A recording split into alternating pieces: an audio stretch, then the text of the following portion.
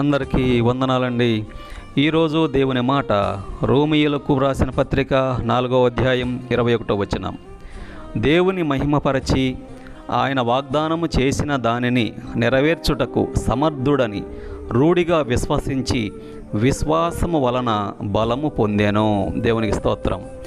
నిన్ను ఆశీర్వదించేదను, నిన్ను గొప్ప జనముగా చేసేదను, నీవు ఆశీర్వాదముగా ఉందువు అనున్నది దేవుడు అబ్రహామునకు ఇచ్చిన వాగ్దానం. నీ సంతానాన్ని భూమి మీద నుండే రేణువుల వలె విస్తరింప చేస్తాను అని కూడా దేవుడు అబ్రహాముతో సెలవిచ్చాడు. అయినా ఆ వాగ్దానం నెరవేరటానికి అబ్రహాము గారికి 25 సంవత్సరాలు పట్టిందండి. మరి దేవుడు వాగ్దానం చేసినప్పుడు వారి వయసు అనగా అబ్రహాము గారి వయసు 75 సంవత్సరాలు, భార్య శారా వయసు 65 సంవత్సరాలు. వాగ్దానం నెరవేరినప్పుడు అబ్రహాం వయసు 100 సంవత్సరాలు, శారా వయసు 90 సంవత్సరాలు. ఎంత ఆశ్చర్యం! వాగ్దానం చేసిన వాడు నమ్మదగినవాడు అని నమ్మటం వలన మరి ఆనాడు అబ్రహాం శారాలు సంతానాన్ని పొందుకోగలిగారు. మనం కూడా నిజమైన విశ్వాసము, ఓర్పు, సహనము చూపగలిగితే ప్రతి వాగ్దానం, బైబిల్లో దేవుడు చేసిన ప్రతి వాగ్దానం కూడా ఆయన మన జీవితంలో నెరవేర్చడానికి సిద్ధముగా ఉన్నాడు.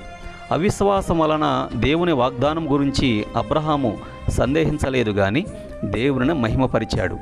వాగ్దానం నెరవేర్చడానికి సమర్థుడని రూఢిగా విశ్వసించినందున మరి అబ్రహాము గారు విశ్వాసము వలన బలం పొందుకున్నాడని ఈ వాక్యంలో మనం చదువుతూ ఉన్నాం. అందుకనే అబ్రహాము విశ్వాసులకు తండ్రిగా పిలువబడ్డాడు. ప్రియా సహోదరి సహోదరులారా, విశ్వాసము లేకుండా దేవునికి ఇష్టడై ఉండుట అసాధ్యము అని హెబ్రీయులకు వ్రాసిన పత్రిక 11వ అధ్యాయంలో వ్రాయబడి ఉన్నదండి. కాబట్టి దేవుని యందు పరిపూర్ణమైన విశ్వాసం ఉంచండి. మీరు ప్రార్థనలో ఏది అడిగినా నా దేవుడు ప్రార్థన విన్నాడు, ఏదో ఒక రోజు నాకు జవాబిస్తాడు అని పూర్తిగా నమ్మండి. అధైర్యపడమాకండి. వాళ్ళకి వీళ్ళకి ఇది జరుగుతుందా అని చెప్పమాకండి. ఒక్కసారి మీరు దేవునికి చెప్పిన తర్వాత విశ్వాసముతో ధైర్యంగా ఉండండి. దేవుడు తగిన సమయమందు మీ ప్రతి ప్రార్థనకు జవాబు ఇస్తాడు. చిన్న ప్రార్థన చేసుకుందాం, కళ్ళు మూసుకుందాం. దయచేసి నాతో ఏకీభవించండి. పరలోకమందున్న మా తండ్రి, ప్రభువా, ఈ వాక్యం వింటున్న ప్రతి ఒక్కరిని కూడా విశ్వాసముల బలపరచండి. సందేహములు, అనుమానములు వారిలో, వారి ప్రార్థనలో లేకుండా చేయండి. వారి విశ్వాసముతో ఏమైతే అడుగుతున్నారో ప్రతి ఒక్కటికి జవాబును దయచూపించండి.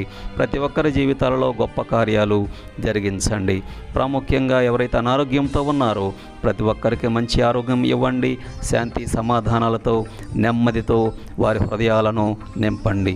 అన్ని విషయాల్లో తోడుగా ఉండి ముందుకు నడిపించమని యేసుక్రీస్తు వారి నామమున కోరుతూ ఉన్నాము తండ్రి. ఆమేన్.